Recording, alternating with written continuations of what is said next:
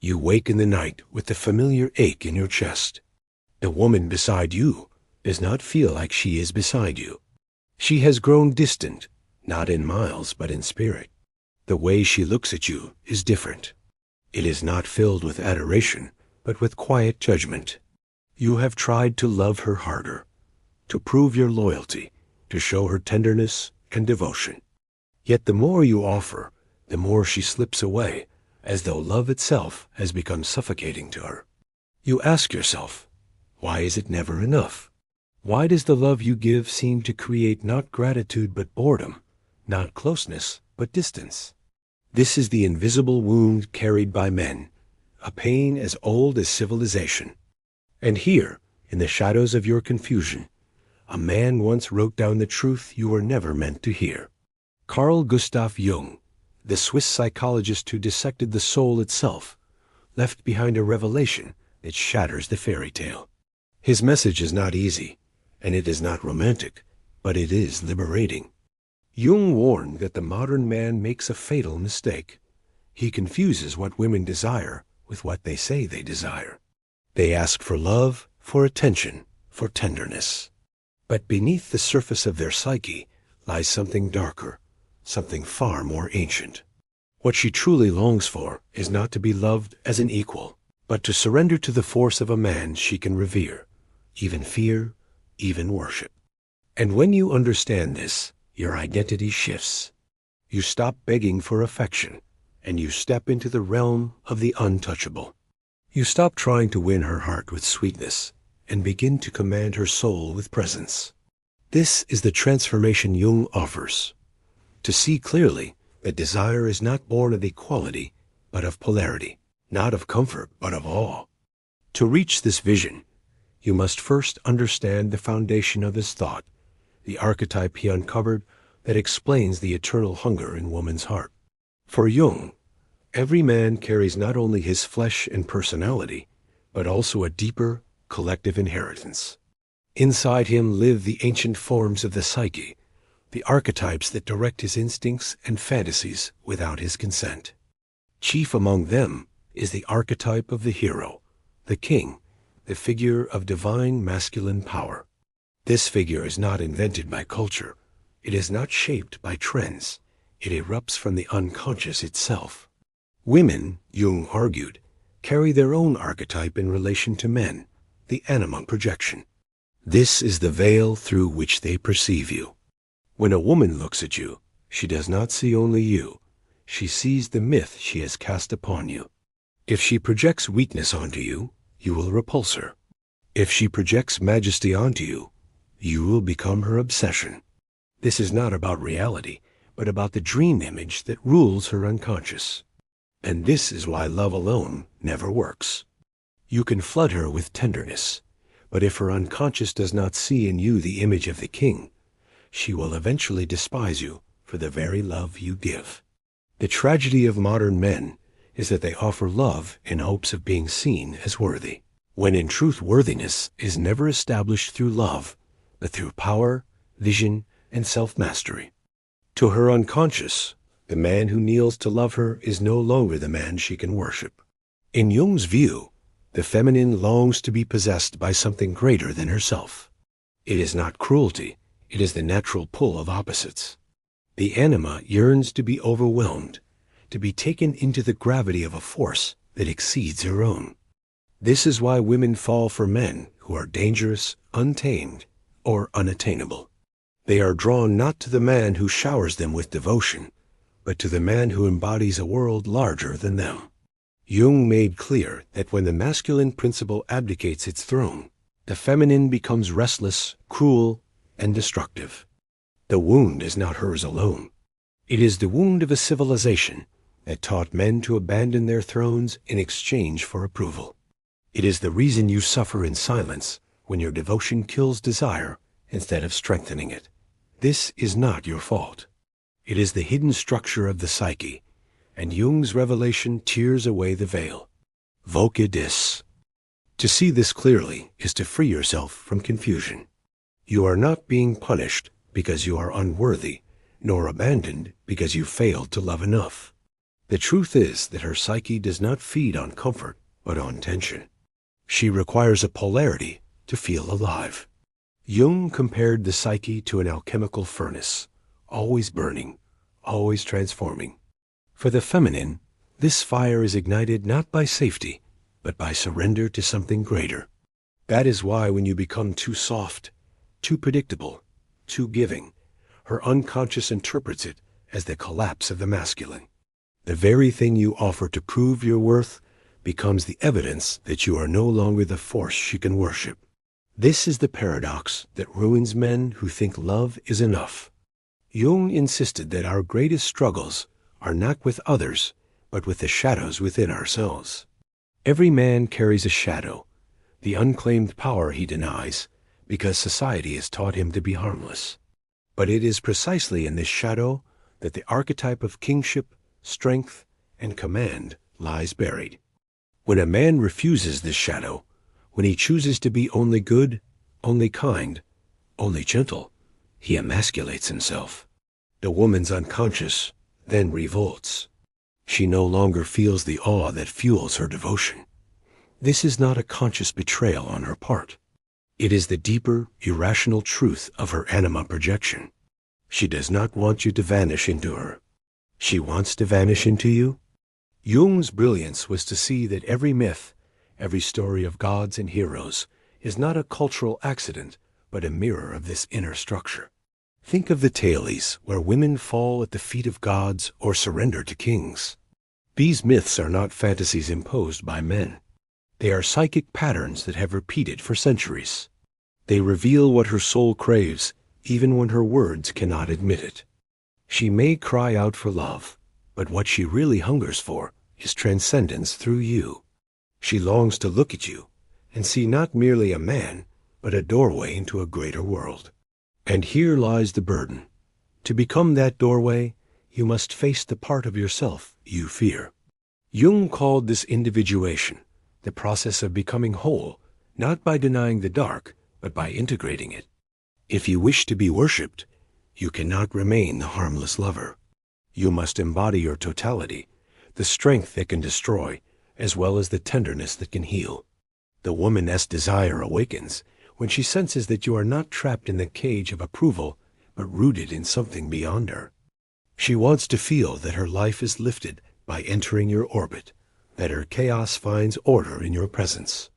And when you abdicate this throne, when you make her your center, the polarity collapses. She becomes restless. She tests you. She pulls away. She wounds you, not because she is cruel, but because the anima must destroy the man who refuses to embody the archetype.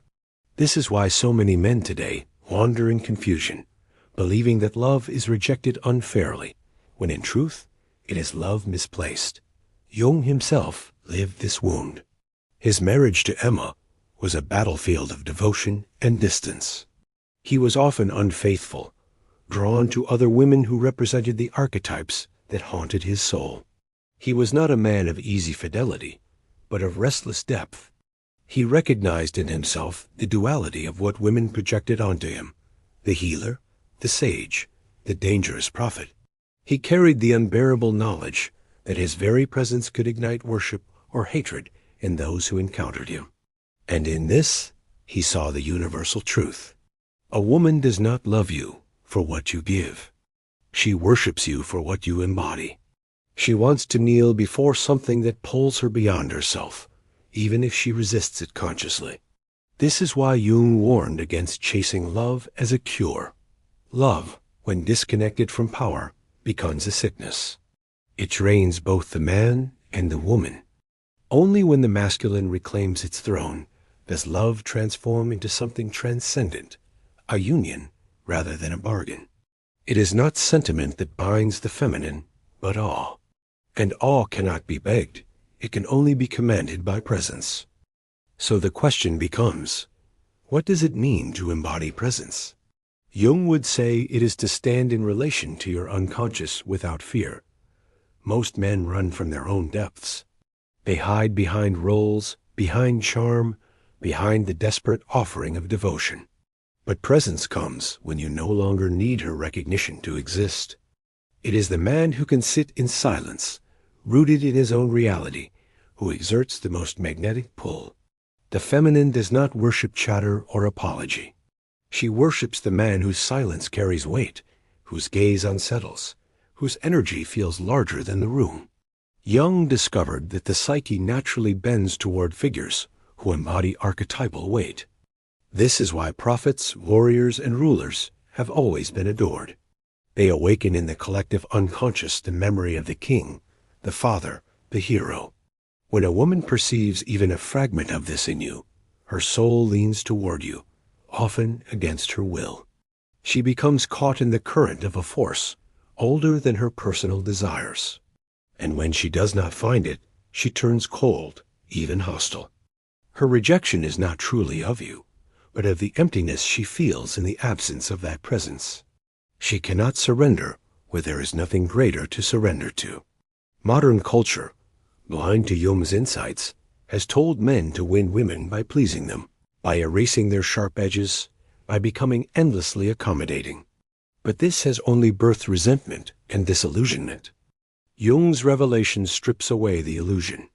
The feminine wants not to be the sun around which you orbit, but to orbit your sun. She wants to feel that in you she encounters not merely a man, but a destiny. This is why women test, why they provoke, why they withdraw just when you think love has secured them. It is the enema trying to verify if the man before her is real, if he carries the gravity to hold her worship. Every sigh, every cold glance, every silence at the dinner table is a question. Are you the man who commands reverence, or are you the boy who begs for love? The danger is that most men interpret these tests as personal attacks. They respond with desperation, with argument, with attempts to convince. But the unconscious does not respond to words, only to being. The only true answer is to stand unshaken, to show by your presence that her storm cannot move you. It is then that awe begins to bloom again. To see this dynamic in Jung's life is to understand his own wound. He carried a mother who was unpredictable, torn between warmth and darkness. As a boy, he felt the terror of feminine chaos, and as a man, he sought to master it by diving into the unconscious. His theories were not cold abstractions, but the fruit of a life spent in the furnace of feminine power. He knew what it meant to be both adored and reviled, to be seen as a god by one woman and as a monster by another. And it was this very extremity that revealed the secret. Women do not love in the way men imagine.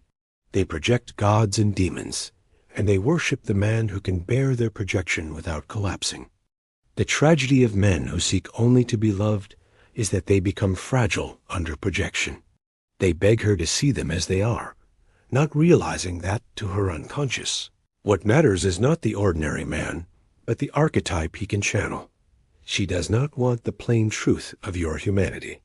She wants the fire that consumes her smallness, the figure she can kneel before in awe. Jung did not say this to flatter men, but to burden them. It is not easy to be the man who embodies archetypal force. It demands sacrifice, solitude, confrontation with your own shadow. It requires that you stop chasing her love and begin cultivating your inner throne. Only then will she see you not as the man who needs her, but as the man she cannot help but worship. This is the final truth Jung presses upon you. The choice is not whether women will love you, but whether you will embody the presence that makes their love transform into worship. If you remain the man who only gives, who only pleases, who only bends, her soul will eventually recoil. She may stay beside you out of comfort, but her eyes will wander to the horizon where the figure of the king still walks. She cannot help it, for her anima drives her toward transcendence. And if you dare to embrace the shadow, to integrate your strength and darkness, to stand as a whole man, then you will find her devotion deepening into something that feels almost religious. She will look at you and see not just a partner, but a portal. She will speak of love, but what she truly feels is awe. Yet Jung warns, this path is perilous. To demand worship without embodying depth is to become a tyrant. To hide your shadow while pretending to carry power is to become hollow. She will see through it, and her contempt will be merciless. The only way forward is individuation, the lifelong work of confronting yourself, of integrating the rejected parts of your being, of standing firm as a man who is not enslaved by her approval or destroyed by her withdrawal. That is the throne she will bow before, the force she cannot ignore. Remember Jung's own fate. He was admired by the world, yet haunted in his private life. His insights came not from victory, but from wrestling with the chaos of women and the abyss of his own unconscious. He showed us that the feminine is both muse and tormentor, that her longing for worship is both a gift and a test. For the man who flees from this truth, life becomes a cycle of confusion and heartbreak. For the man who accepts it, existence becomes an arena where love is no longer a ply, but a consecration. And now the warning falls to you. Do not mistake her words for her essence. Do not think that giving more love will heal the distance. Do not beg for what can only be commanded. You must choose whether you will remain the harmless man who drowns in the demands of love, or the sovereign who commands worship through presence. It is not an easy choice. It is a burden. But it is the only path to the transformation Jung saw. He leaves you with no easy comfort, only the demand to rise. She does not want love. She wants to worship you. The question is whether you will become the man who can be worshipped, or whether you will spend your life begging for the scraps of affection that never satisfy. To stand as the latter is to live in confusion. To rise as the former is to become untouchable. The choice is yours, but Jung whispers his final truth. A man who abdicates his throne is already forgotten. A man who claims it becomes eternal.